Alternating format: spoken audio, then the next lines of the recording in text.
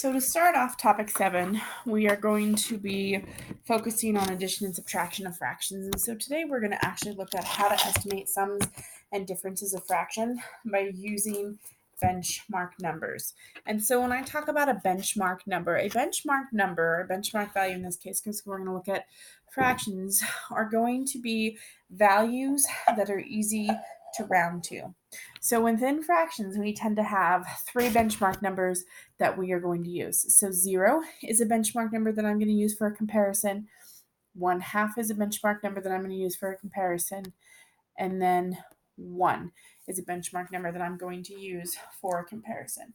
So when we look at this question, which 2 pieces of string do we need to get closest to 1.5 yards? So when I look at this, the 3 values that I have is I have 1/2 of a yard, I have 1/3 of a yard, and I have 7/8 of a yard. So I'm actually going to use these values, 0, 1/2, and 1. These are my benchmark numbers to help me determine which 2 pieces of string I'm going to use to get closest to 1.5 yards.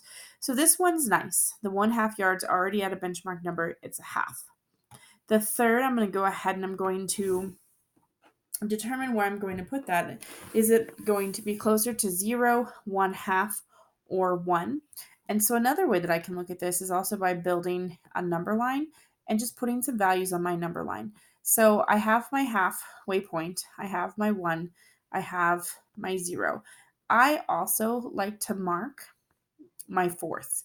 And then I do a comparison to fourths and 3/4 because by doing that, I can determine where the values are closest to. So when I take a look at 1/3, 1/3 actually is going to live between a fourth and a half. So 1/3, if I were to put it on the number line, would be about there. And so I can round that to, I can say that that's going to be closest to a half. So 1/3 is approximately a half. And then 7/8, another strategy that I can look at, is I look at my denominator and my numerator and I compare.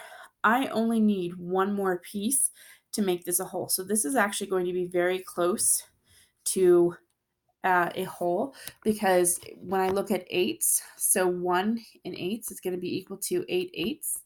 So if I have 7/8, I'm only 1/8 away. So 7/8 is 1/8 away from 1. So the 2 pieces that I've stringed that I'm going to use to get closest to 1.5 yards. So if I take 7/8 and I round that to 1, I'm going to do 7/8, and I'm just going to go ahead and I'm going to do the half yard because I know that that is a half. And so those 2 pieces of string are going to get me closest to 1.5 yards. Okay, so if we take a look at your next problem, is going to be on page 372. It says, Mr. Fish is welding together 2 popper pipes to repair a leak. He will use the pipes shown. Is the new pipe closer to 1/2 foot or 1 foot? So when I'm taking those 2 pipes and I'm welding them together, so I have 5/12 of feet long, and because I'm adding them together, welding them together, I'm going to be adding them together. So I have 5/12 added to 1/6. And again, I'm going to be using those benchmark numbers of 0, 1/2, and 1 to determine where I'm going to place my values. So when I look at this one, I'm going to do some comparison. So 5 is kind of far away from 12. It's about 7 away. So it's not going to be closest to 1. So I need to decide if it's going to be closer to 0 or going to be closer to a half. So in order to make that comparison of closer to a half, I'm going to turn 1/2 into an equivalent fraction of 12ths. To do this, what I'm going to do is I'm going to take 2, and I have to figure out how do I get from 2 to 12, and I do that by multiplying by 6. Now, in fractions, whenever I do something to the denominator or to the bottom number, I have to do the same thing to the numerator. So here, because I multiplied 2 times 6 to get 12, I need to multiply 1 by 6 as well. And when I multiply 1 times 6, I get 6/12. And so 5/12, if I do the comparison now to a half, 5/12 is really close to a half. So I'm going to go ahead and I'm going to round this value to a half. And then when I take a look at 1/6, if I do the same comparison and I look at the values of there, 1/2 is going to be equal to 3/6. Well, 3 is 2 away from 1, so we could argue that it's close, but however, it's very close to 0. It's only 1 away from 0. So this is actually going to be a closer value to 0. So I'm going to round it down to 0. And I have 1/2 added to 0. So the pipe is going to be closer to 1/2 of a foot because of where those values are. Okay. So let's go ahead and let's take a look at your guided practice. And so it says in the problem at the top of page 372, would you get the same estimate if Mr. Fish's pipes measured 2/6 of a foot and we had 7/12 of a foot? So they're saying, would we still get a round a 1/2 of a foot? So I'm going to go ahead and I'm going to do my comparisons, and I'm going to say that 7/12 is close to 6/12. It's only 1 away in terms of unit fractions. And then the 2/6, I'm going to look at this one. And if you remember that the 1/2 was equal to 3/6, 2/6 is very close to 3/6. It's only 1 away. So I'm going to round 2/6 to a 1/2. And when I round that, this is going to be 1/2. When I round them together and add, so I ended up rounding 2/6 to a 1/2 and 7/12 to a 1/2. When I rounded those two together, I ended up with 1. So a 1/2 plus a 1/2 is going to be equal to 1. So I don't get the same estimate. It's closer to 1 than the 1/2 in the previous problem that we just did. Okay, problem number 2. If a fraction has a 1 in the numerator and a number greater than 2 in the denominator, will be the fraction be closer to 0, 1/2, or 1?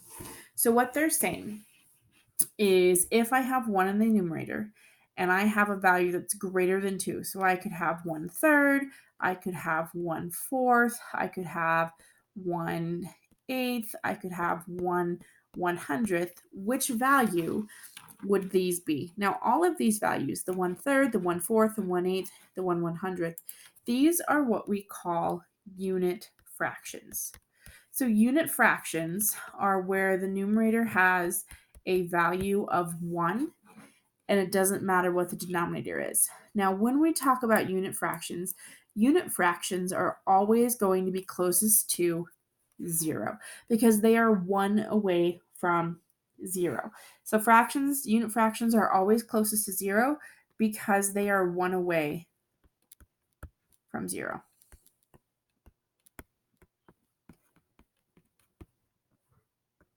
So that's something to help you guys think about, that we will just go ahead and round these values down to 0 for the most part. Again, the 1/3, I rounded that one up to a 1/2. The 1/4, I rounded that one up.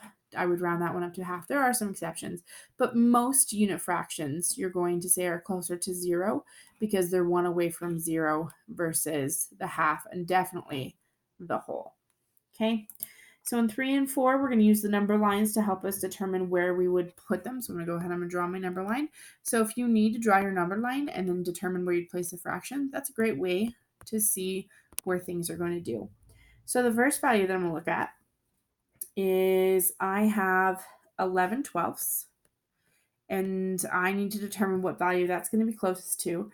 And then I have 1/6, and I'm going to determine what value that's going to be closest to.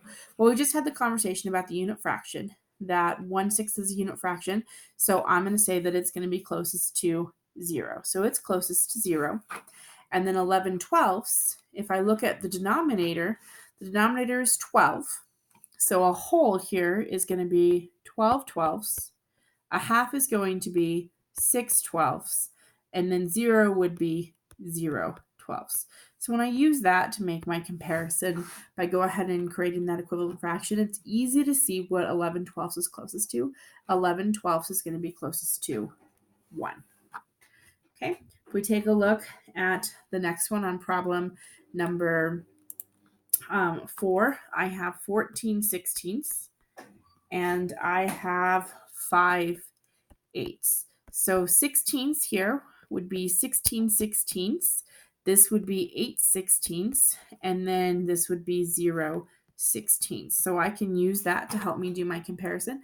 14 is really close to 16, so 14/16 is going to be closest to 1. And then if I do the same thing with my 8s, so I have 0/8 here, would be the equivalent to 0. 4/8 would be the equivalent to half, and then 8/8 would be the equivalent to 1. So when I look at that and I do my comparison of 5/8, 5/8 is not close to 0/8. 5/8 is 1 away from 4/8, and 5/8 is 3 away from 8/8. So it's going to be closest to a half. The values that they're going to be closest to.